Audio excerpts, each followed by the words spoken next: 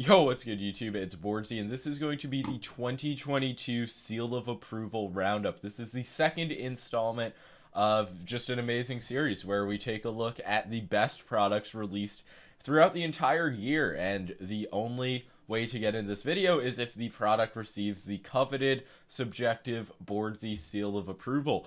Covering all types of products, not just mice, but honestly 2022 is a great year for mice, so the majority of the products I talk about in this video are going to be mice. And you might wonder if I'm just saying that to like hype the video up, but no, the honest reason in my opinion that mice were so good this year is because Razer lost exclusivity on the 3395 and 3399 sensors when they came out with their new products that have the 3950 sensors. If the sensor stuff isn't interesting to you, basically it's just allowed a lot of smaller companies to get truly high-end sensors. The 3370 generation of gaming mice, it just wasn't quite as elite as these newer options are, like the Lamzu Atlantis, the Ninjutso Sora, the Pulsar X2. Like, these are serious banger mice. But I guess I will start off with the Pulsar Xlite V2 Mini. That is a mouthful, honestly, and I do think they're coming out with an Xlite V3 in 2023, so I would honestly recommend waiting for that. Now, the only reason I gave this the seal of approval because there were numerous issues, like the side buttons, the Kill 8.0 implementation with the clicks not being split off. Like, the mouse does feel nice in hand. No problems with the 3370 implementation, really. It's just like doesn't have the highest quality button experience. So I do think they'll release a new version with opticals. But for $80, this mouse, it's really the best mini ergo mouse. There's just not a better high quality mini wireless ergo mouse on the market until Razer makes a DAV3 Pro Mini or something. So that's why I gave it the seal of approval. But it was never something I kept in my main rotation or like super hard recommended. Another one is the Cooler Master MM712, which honestly shocked me, shocked the world. This mouse was insane. Just the quality and Cooler Master not fucking up the sensor implementation. Like, for a $70 wireless mouse, I just didn't have any problems with it. It exceeded my expectations.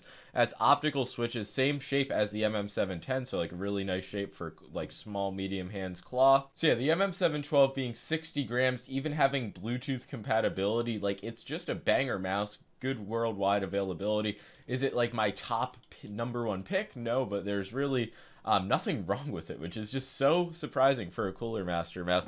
And now the last mouse that's more of just a budget recommendation is the Fantech Aria XD7. Jesus Christ, man. There are actually some holiday discounts right now for the Aria. It's normally $65 for a mouse with a 3395 Razer Orochi style shape, but a bit larger, so it definitely does work for fingertip and claw, but I'm just ultimately not a fan of the egg style shape. I would like to see them come out with some type of interesting ambi option. But yeah, if you are into egg shapes, this is really good as well. It has Bluetooth. It's the cheapest 3395 mouse as far as I know. The clicks are not going to be the highest quality feeling Kill 8.0 implementation, but I've not had too many issues with them wearing down. It's just they never felt too high quality out of the box. Side buttons are solid, and it is 60 grams again. So it's a really nice package, and they have good value like add-ons on the site, but it's just not something that's really top tier for me personally, but it still did receive the seal of approval. Now we're going to get to the Lamzu Atlantis, which is probably one of the most surprising mice of the year. It truly came out of nowhere. Like, nobody heard of Lamzu a year ago, but now they produce the Atlantis. They're working on a mini version of this and even an ergo shape. But yeah, the Atlantis is essentially an XM1 wireless, because in 2022, the XM2W was announced and it did not come out in 2022, unfortunately. So the Lamzu Atlantis is the closest thing we have currently. Like, it is not an exact one-to-one clone, but they are a very similar shape. If you like the XM1, there is a 99% chance that you'll be good with the Lamzu Atlantis. It's only $90, 55 grams, 3395 sensor, very well implemented Huano blue shell pink dot switches. So it's just like there's very little bad to say about the Atlantis. I've had 4 units now, and all of them are solid quality wise. So Lamzu's just a really good company in my opinion. I'm looking forward to their new offerings. But yeah, as is the case with every product in this video, if you are interested and want more info, feel free to check out the full review. But if you have large hands, play claw grip, and want something that's like high profile in the back, you just gotta check out the Atlantis. And if you have an Atlantis, let me know your opinion on it, because I've seen a lot of feedback and it's generally very positive. But yeah, moving on from the Atlantis, next up is going to be the Ninjutso Sora, which I feel like is a very underrated mouse. One thing kind of holding it back is availability, but specs-wise, this mouse is insane. Once again, $95, $33.95 sensor, so it's in that not egregious category of premium wireless mice, but it is only 47 grams, and it has essentially an XM1 mini style shape. So if you are looking for something with a similar profile to the XM1 or the Lamzu Atlantis, but scaled down, more optimal for smaller hands, it's definitely the Sora. It's solid for fingertip as well, but I just don't prefer the curved sides over something like the Pulsar X2 Mini, which is, in my opinion, the best fingertip grip mouse released this year. But I have seen a lot of questions in the comments asking what people should get between the Sora, Atlantis, and the Pulsar X2, and it really just comes down to your hand size. If you have large hands and claw grip, I would say the Atlantis is the best option, followed by a standard size Pulsar X2. If you have small to medium hands and play claw grip, either go with the Sora or the X2 Mini. If you play fingertip grip, I feel like the X2 Mini is the best option. That is obviously a very basic rundown. But yeah, getting back to the Sora, the only complaint I've seen, and it's a pretty minor one, is that they cheaped out on the MCU using a lower quality chip found in their mouse with a 3335 sensor. So it's arguable that they're not getting the most out of the 3395, but there still is motion sync. I didn't notice any issues with pulling rate consistency, like noticeable motion latency, but I do think in future batches they will be upgrading to a higher quality chip. But yeah, that's the Ninjutso Sora, pretty underrated, pretty solid mouse. And now I'm going to talk about the Pulsar X2 and the X2 Mini. The X2 is basically Pulsar's offering with a full solid shell, a unique ambi shape in that it's just not a direct clone or fully inspired by anything else. It's a very flat mouse. The mini version is a good, just small mouse for either fingertip or claw grip, in my opinion, for a variety of hand sizes. But there's no doubt the first batch's QC was fucked, especially with the clicks. I did have creaking on a pre-production unit, but all my units since then have been very solid in terms of structure, but the click squeaking was probably the most notorious issue. And with my collab version of the X2, I have had to try a lot of samples now with many kinds of switches, TTC Golds, Huano Blue Shell Pink Dots, which is actually what I settled with for the Zebra version. And this mouse was actually originally intended to release in December, but got pushed back to January because they found an issue and did not want to release another batch with poor quality. Also, there's the Bruce Lee version, which does have the new optical switches. I will be posting a review of this pretty soon. But yeah, there's no issues with click squeaking on this. There is a bit of side-to-side play, but nothing game-breaking, and I would say the optical switches are a unique experience. It seems like Pulsar is very committed to improving the clicks, offering different models with different clicks, and I wonder if they're going to revamp the standard X2 and the X2 Mini with optical switches. I think they will, because the Kale implementation is just nothing exceptional. I think they were having some double-click issues. Side buttons on the X2 are really good. The 53 and 56 gram weights for the respective sizes is elite. It's also worth noting that both my Zebra version and the Bruce Lee version do have updated and improved coatings compared to the standard models, which I complained felt very like plasticky and slippery. It does have a much grippier matte style coating, so that's very nice as well. No issues with sweat, and I have done a lot of testing with the new coating. But yeah, I've always made it very known that I am a bigger fan of the X2 Mini shape than the X2 Medium, but if you do have much larger hands, the X2 Medium, it totally works as well, but I just do feel like the Mini is a bit more nimble, and if you want a shape for fingertip but don't really want to splurge on a Starlight, I just feel like the X2 Mini is the best option. And if you're wondering how the Huanos feel on the X2, I would say it feels most similar to a Zowie click experience, where it's not going to be the sharpest, most well-defined click, but it's just very snappy, very fast rebound time, and just a light responsive click, so it's just very nice. I did test samples with Kill 2.0s, TTC Gold, standard Kill 8.0s, and for a standard mechanical micro switch, I settled on the Huano Blue Shell Pink Dots. I did think it was the nicest click feeling, so there is that. But yeah, with the X2, I think that they are a very good ambi offering under $100, and I think that it's a mouse that is only getting better over time. So there's really that, and now for mice, we have what are, in my opinion, the mice of the year, kind of without a doubt. The Death Adder V3 Pro and the Razer Viper V2 Pro, and additionally the little hyper polling dongle, because these kind of just changed the game for wireless mice. There was nothing that was releasing with 4000 hertz wireless technology until Razer came out with this. Obviously the dongle being an add-on that pissed off some people, but it's only $15, and I feel like most people have come around to it. You can bundle it when you get the mouse as well. But yeah, the Death Adder V3 Pro, my main mouse, obviously, while testing tons of mice.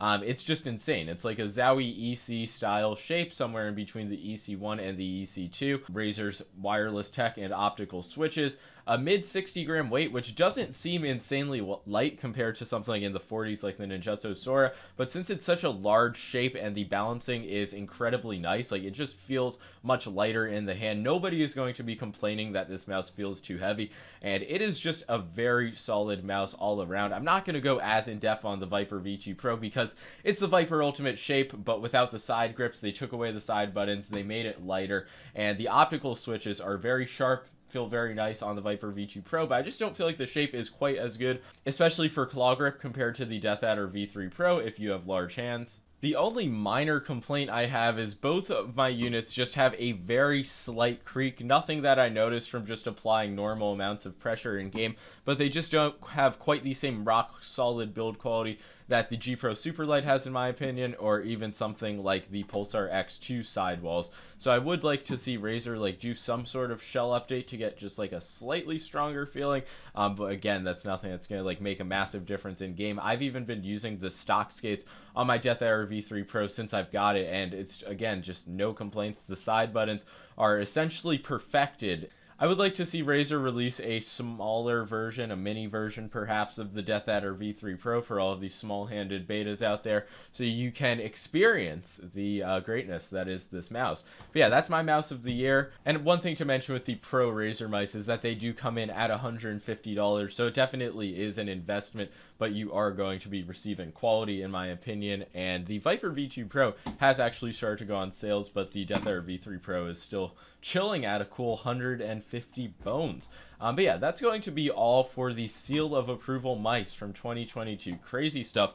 One honorable mention for the year is going to be the new G-Wolves Hottie S Plus, the 4K edition, the Ace edition, the Classic edition, all of them. It's just the new G-Wolves experience, an updated, I'm not going to say like massively improved version of the Hottie S shape. At 50 grams and 4K hertz polling rate on a wireless mouse, you would expect it to receive the seal of approval, but the first units I got were pretty scuffed. As I've gotten more like newer batches, the quality has improved, so it could receive like some type of retroactive seal of approval, but I will just wait for G-Wolves' newer offerings, but they definitely deserve the honorable mention. The classic version with the 3370 sensor for $100 after using a code is a really good value if you want to try something without breaking the bank and you don't really care about the 4K hertz version. A lot of people are going to say 4K hertz is placebo, and yeah, it doesn't make a massive difference, but if you're paying for like premium mouse tech, I don't know why you wouldn't just want better mouse input. It just makes a lot of sense to me. But yeah, there is not going to be a huge game-breaking difference between 4K hertz and 1K hertz polling rate. But yeah, now I'm going to get to the non-mice that received the seal of approval this year, which is only a few products, only one keyboard. Last year in 2021, the only keyboard that received the seal of approval was the Wooting 2HE, the full-size version. In 2022, it is the Wooting 60HE. There are some unfortunate wait times, but if you wait for it, it is going to ultimately be worth it, in my opinion, if you are looking for a high-performance gaming keyboard. What's pretty sick about it is that you can put it in most universal 60% cases. Like, I put it in the Blade 60 case and swapped out the springs. It's not just the standard plastic case experience, and it's so good it really doesn't need an explanation, in my opinion. It's my main keyboard, and I don't see myself upgrading aside from the new Final Mouse keyboard, which seems pretty crazy as well, but that is not set to release for a few months as far as I know.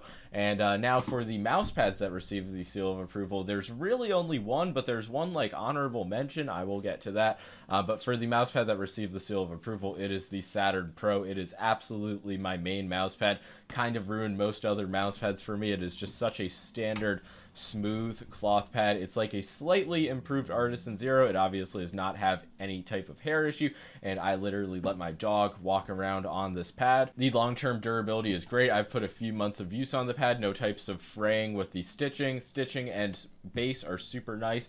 The pour-on is authentic and literally peels off of my desk, as you saw. And yeah, it's not going to be a fast hybrid pad, but if you're just looking for a standard cloth pad, the 500 by 500 Saturn Pro is the best in my opinion. But there are so many good mouse pads. Most of them didn't release in 2022 though. Like, a lot of releases this year were just boring, which is why I didn't cover them. There's the GSRC Rouge, which was interesting, and there is the Vaxee PB, which is a very interesting case because I actually am the reason that this mousepad was discontinued, I'm pretty sure. And I actually wound up giving it the seal of approval. This mousepad's gimmick basically was the silicone base, which I actually found to be really nice. It gave the pad a super interesting experience for a balanced cloth pad where it was slow, but it wasn't muddy. And it had a similar surface to the IKEA pad, but basically it just would never lie 100% flat, which they did like advertise on the website a few times. I guess they just did not have an answer to that problem, so they just decided to stop producing the pad indefinitely, and they still haven't started producing it. So it's kind of a pad that just like faded out of existence, but I still have my unit, and yeah, I guess it's not really a seal of approval product if you can no longer buy it, but it did receive it at one point. And now lastly is going to be a product that I just completely missed on, and I will take the blame for it. It is Superglides and just really glass skates in general, because I did give Superglides, and I think Lethal Gaming Gear glass skates, the seal of approval. I was never sold on Sapphire skates, but yeah, literally all of these mice on my desk are using PTFE skates, aside from the Bruce Lee X2, which I just put Superglides on to experience, to talk about them right now, basically. And these do change in glide feeling over time. At first, they're very fast. There's a break-in period initially where they slow down, and they do offer good performance to a few weeks to a few months, depending on how much you use the mouse, honestly. But then they will eventually slow down, especially the dynamic friction does get, like, it just makes them a lot slower. It's just not worth $20 per set, in my opinion, when you can get PTFE for like $10 for 2 sets. And that's not even to mention that you might not like the feeling of them. Glass skates do make a lot of pads, both hybrid and cloth pads, feel the same. It's very smoothed out, and if you are used to feeling like the texture on your mouse skates, you won't get that feeling with glass skates. So it is hit or miss. They are more expensive, and there is good performance initially. I definitely don't think that they're a bad product all around, but I was definitely a bit too much bought into the hype and just the durability, which clearly is not the case. So that's that for all of the products that receive the seal of approval, I believe. And that will be all for 2022 in terms of gaming mice, keyboards, and mouse pads that I covered on this channel. It was a very good year for mice, without a doubt. Hopefully next year is even better. It's looking like it's going to be pretty good. Maybe we'll see the XM2W release. But yeah, if you enjoyed this video, make sure to leave a like and subscribe. Pretty sure this is a bit longer than the 2021 installment of this series. So yeah, let me know what you think of that. Did I give out too many seal of approvals this year? But yeah, just let me know in the comments. Like and subscribe if you enjoyed, and peace.